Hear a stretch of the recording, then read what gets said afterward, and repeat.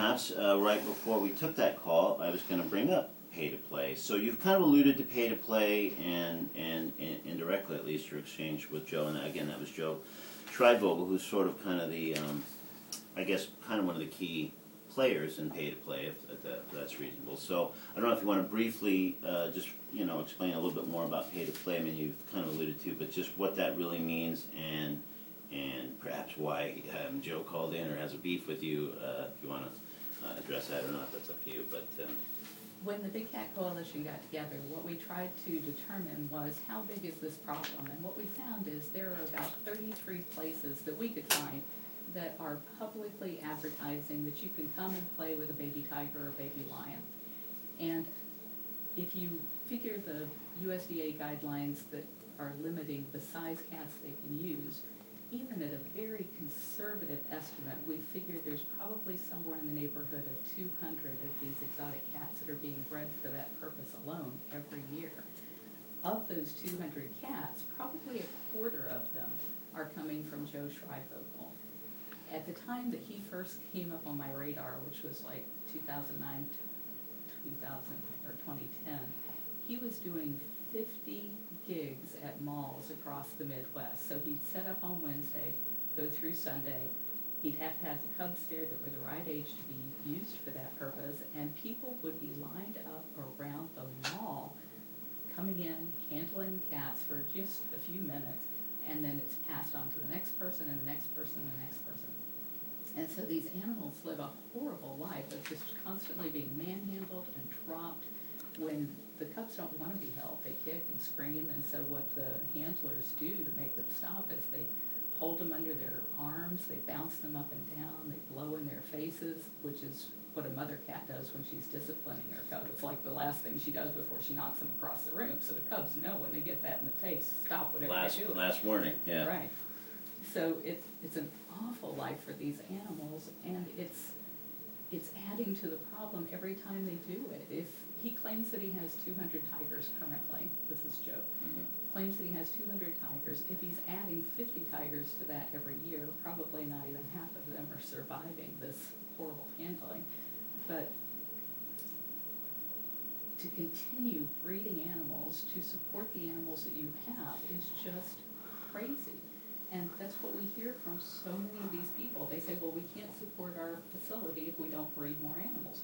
If you're breeding more animals, if they survive, there are going to be more mouths to feed. And so you can never get ahead of that game. It mystifies me that people think that that could be an excuse for breeding animals. They do it because it's easy money right now. So, yeah, I guess you and Joe probably aren't exchanging Christmas cards this year or any other year, but and again, it's just obviously a very sharp philosophical gulf, as we heard a little bit of a sample on when Joe was on the phone there. So, and again, I guess you made a reference to this earlier, but I'm sure people saw the national news kind of when swimming with tiger cubs was a story there for a while, and so I guess that may or may not be hooked into Joe, but that's they a buy local. some of their tiger cubs from him, so it is Yeah. hooked into him. Okay.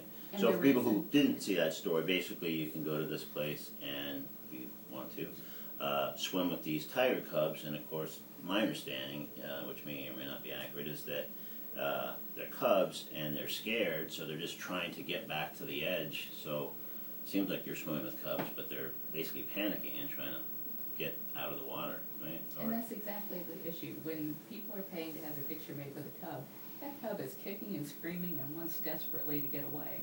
So some of these people came up with the bright idea that, oh, we'll just put the person in the pool, and then the cub has to hang on to them, because otherwise the cubs feels like they're going to drown, and so then they can get their picture and they feel like, oh, this cub loves me. This cub doesn't love you. This cub's hanging on for dear Survival life. instinct, yeah. And this place up in Dade City got hammered by the Florida Wildlife Commission for doing this, and then the Florida Wildlife Commission came back and said, well, okay, we're going to let you do it, but you can't keep throwing the cub back in the pool. But USDA and the Florida Wildlife Commission don't do undercover investigations, so nobody's ever going to be there to see that she's going to be probably continuing to throw those cubs in there. And for what?